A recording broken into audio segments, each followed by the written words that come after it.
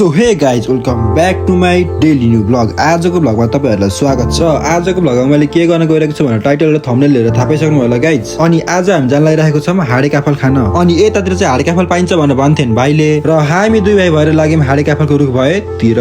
अनि फाइनली हामी हाडे काफलको रुख मुनि पनि पुग्छौँ। पुग्न साथ भाइ त दौडेर गएर रुखमाथि चढिदिइहाल्यो। अनि म पनि के भनेर म पनि रुखमाथि चढिहालेँ। चढ्न त चढे गाइज, तर मैले त रुखमा हाडे काफल भेट्दिनँ, अलिअलि भेटेँ, त्यही खाएर म पनि तलतिर झरेँ। भाइ त अझै रुखमाथि नै थिएन। मलाई पनि टिपेर ल्याइदेऊ है भनेको त यत्रो धेरै टिपेर ल्याइदिएर हेर्नु गाइज। खानी भयो तपाईँहरू पनि आउन सक्नुहुन्छ है। अनि त्यसपछि हामी घर जान पनि लाग्यौँ। घर जान लागेको त बाटोमै अमलाको रुख रहेछ र भाइ पनि रुखमाथि चढिहालेन। अमला टिप्छु दाइ भने थियो, रुखै भाँच्दियो। अनि हामी त्यहाँबाट घरतिर पनि लाग्यौँ र अघि टिपेको त्यो हाडे काफल म एक्लैले नखाएर आमालाई र फुपूलाई पनि बाँडिदिएँ, किनभने एक्लैले मात्रै खान भएन नि होइन गाइज, सबैलाई दिन पर्यो नि। अनि भाइले चाहिँ आज बिहानदेखि एउटा प्लान बनाइरहेको थिएन। अनि त्यो प्लान के रहेछ भनेको त काँक्रो चोर्ने पो रहेछ। अनि हामी पनि सानो सानोमा क्या मजाले काँक्रो चोर्थ्यौँ। तपाईँहरू चोर्नुहुन्थ्यो कि चोर्नुहुन्थेन गाइज कमेन्ट गर्नु होला है। अनि त्यसपछि हामी काँक्रो भएको ठाउँमा पनि पुग्यो। अनि त्यसपछि पुग्न साथ भाइले त मान्छे भन्दै थियो, चुप चुप चुप भने मैले। त्यसपछि बारीको कारणबाट फुत्त हम्फालेको आत्थानी बाबा हातै रातै हुने गरेर लाग्यो। चोर खान कहाँ सजिलो छ र होइन गाइज। अनि पुग्न साथ काँक्रो साक्रो ट्यापटुप पारेर म चाहिँ फाडी हान्दिएँ। भाइ पनि बिस्तारै बिस्तारै भाग्दै थिए।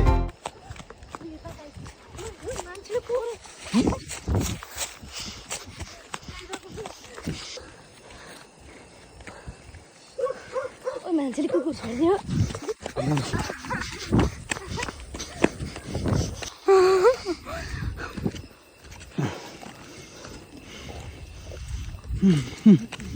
गाउँको बाटो गाइज उकालो ओह्रालो कता कता लडियो गाइज। लास्टै चोट पनि लगाइरहेको थियो, तर दुखेको पनि थाहा नहुने कि यस्तो चोरेको बेलामा चाहिँ लास्टै मजा भइरहेको थियो गाइज। जसो तसो लड्दै पर्दै भए पनि गाइज हामी घरसम्म चाहिँ आइपुग्यो। अनि घर आउन साथ भाइले चटनी पिसेर अनि त्यहाँबाट त्यो भाइको भागको काँक्रो चाहिँ हामीले आधा बाँडेर खायौँ, किनभने मेरो भागको काँक्रो चाहिँ सानो थियो, मैले बाटोमा आउँदै खाइसकेको थिएँ कि। गाउँको एकदम लोकल अनि अर्ग्यानिक काँक्रो गाइज खान यस्तो मजा भइरहेको थियो। चटनीसँग डोबे झन् वाउ लास्टै मजा भइरहेको थियो गाइज। अनि हामी त्यो मिठो अनि लोकल अनि अर्ग्यानिक काँक्रो खाँदै हामीले एकअर्कालाई गफ हान्दै बस्यौँ। तँलाई कहाँ चोट लाग्यो, मलाई कहाँ चोट लाग्यो भन्दै गफ हान्दै खाँदै बस्यौँ। चोरे ल्याएको काँक्रो भए पनि गाइज यसरी बसेर खान छुट्टै नेक्स्ट लेभलको मजा हुने चाहिँ गाइज। यतिकैमा काँक्रो खाएर पनि सकिन्छ, एकदम मिठो थियो काँक्रो चाहिँ। अनि मलाई थोरै काँक्रो दिन्छु दाइ आगर्नु भनेर भन्यो। आगरेको दिँदै दिन्न, हेर्नु गाइज जिस्का जस्तो गर्छ त मलाई त। म पनि के काम खोसेर खाइदिएँ क्वाप्पै।